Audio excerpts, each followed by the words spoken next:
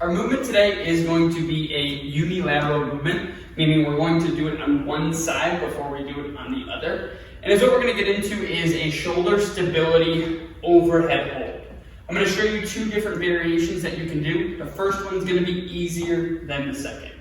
So one thing that we want to focus on, just like our range of motion, when we are creating stability, we want to make sure all parts of the system are stable.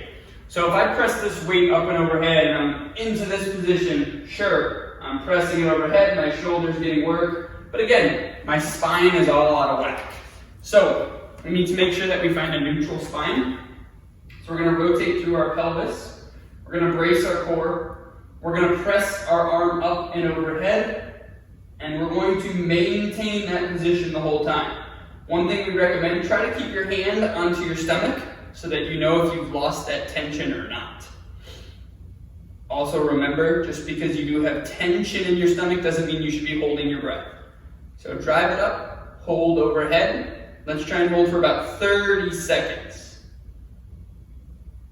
If that's too easy for you, is what you can do is you can grab a kettlebell. You can flip that kettlebell upright, or you can simply take your dumbbell or your water bottle and you can hold it so that it's going to be kind of loose at the top. Alright, so I'll do the same thing here. I'm going to brace my core and then I'm going to press overhead with that dumbbell vertical.